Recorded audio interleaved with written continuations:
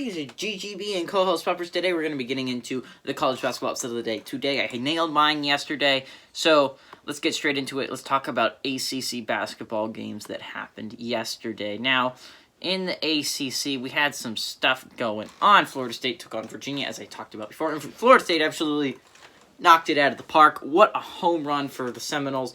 Absolutely clobbered Virginia. I think won by 21 points or something like that. Florida State absolutely destroyed them, and it definitely keeps Florida State in the running for winning the ACC. Now, you do have to be rooting for a team that normally does not win to win. Really, your best hope is on March 6th to when Louisville plays Virginia. Really become a huge Louisville fan. But the fact is, Duke will probably not beat Virginia. NC State's probably not going to beat Virginia. Miami's definitely not going to beat Virginia. So, chances of one of those teams beating Virginia very low, but Florida State, except for Louisville, so you really have to win out for Florida State, and you got to hope for some help from Louisville.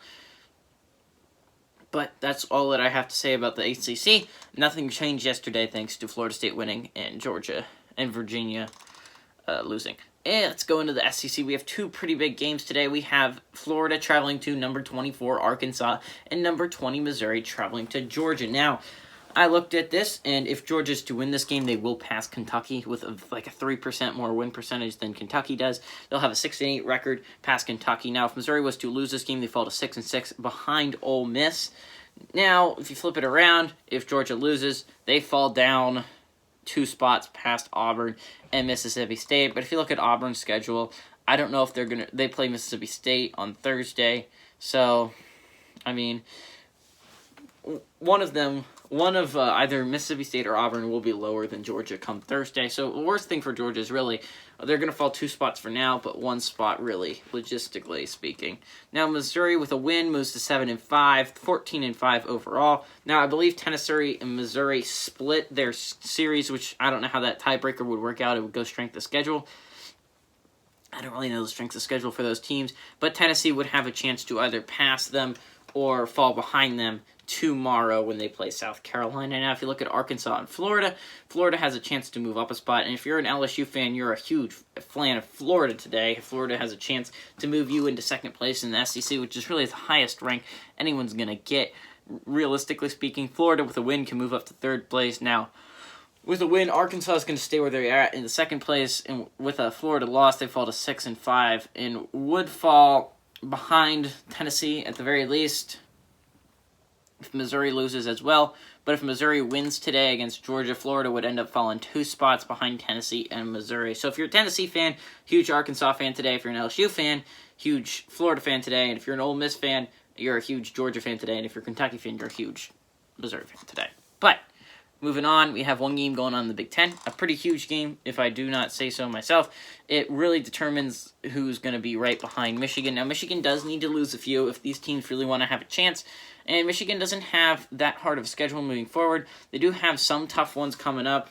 They have Ohio State and Iowa, so those aren't great games. But the other ones should be, 2 of them should be pretty much gimmies in Indiana and Michigan State. And the Rutgers one will be a little bit difficult on Thursday, but I don't expect Michigan to have too much of a problem with it. The only real problem they've had so far is going on the road, which is where their one loss came from. Only 4-1 on the road.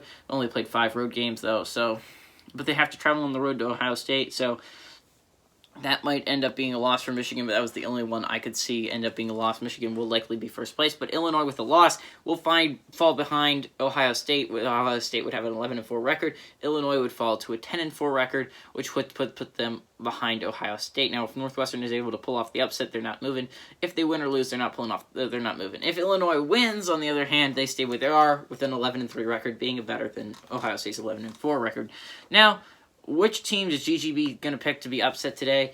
And it's going to be Arkansas. Now, Florida, no, it's not the lowest spread. And I was really having trouble considering this, but Missouri hasn't been great against teams that aren't that great, in my opinion.